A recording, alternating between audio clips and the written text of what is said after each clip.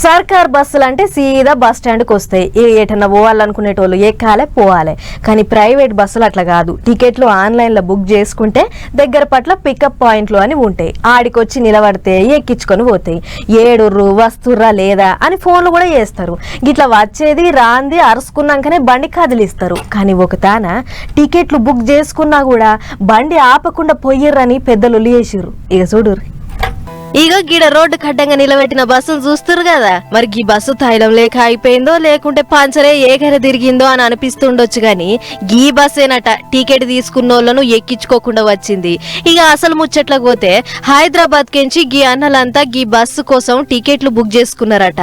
మరి బస్సు దబ్బినొచ్చిందో లేకుంటే గీ అన్నలే bus miss అయ్యిరో తెలియదు. గాని బుక్ చేసుకున్న ప్యాసింజర్ ను ఎక్కించుకోకుండా ఇడిచిపెట్టి ఎట్లొస్తావయా అని అన్నమయ్య జిల్లా రాజంపేటలో బస్సు కడ్డం తిరిగిర్రు.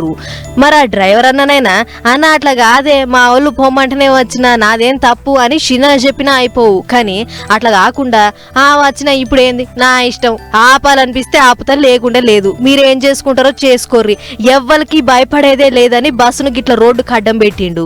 దీంతో అన్నోళ్ళంతా బండి నీది లొల్లి నీది ఎట్లనైనా పెట్టుకో మాకేంది, నిన్ను మాత్రం ఈ నుంచి పోనిచ్చే ముచ్చటే లేదని అడ్డ నిలబడ్డారు. అటు అది ఇది అట్లుండగానే ట్రాఫిక్ మస్తు జామ్ అయింది. అంతలే హైవే సడక్లు చెక్కింగ్లు చేసే బండి వచ్చింది. ఏమైంది బండిని రోడ్డు కడ్డం ఆపిర్రు, ఆయంకల రోడ్డు ఏమన్నా మీ జాగరానుకుర్రా, మర్యాదగా బండి తీయుర్రి అని గద్రాయించిర్రు. ఆయన కూడా మీరు చేసిన ఉద్దారకం ఏందో జనాలకు తెలవాలి, ఆగు నీ సంగతి బరాబర్ చెప్తామని అన్నలు ఎంత కిడవలేదు. ఇక తోవెంట పోతున్న వాళ్ళంతా గీ ముచ్చట తెలియక అరే బండి చూస్తేనేమో కొత్తగా ఉంది, పోయి రోడ్డు కడ్డం ఆగింది, ఇదెక్కడ కత్తరో అని చూసుకుంటా పోయిర్రు.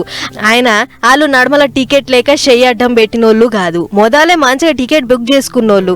అదేదో అన్నే ఊకే ఆపి ఎక్కించుకొని వస్తే ఈ లొల్లి ఉండకపోవుగా అని అనుకుంటుర్రు గీ ముచ్చట చూసిన పబ్లిక్.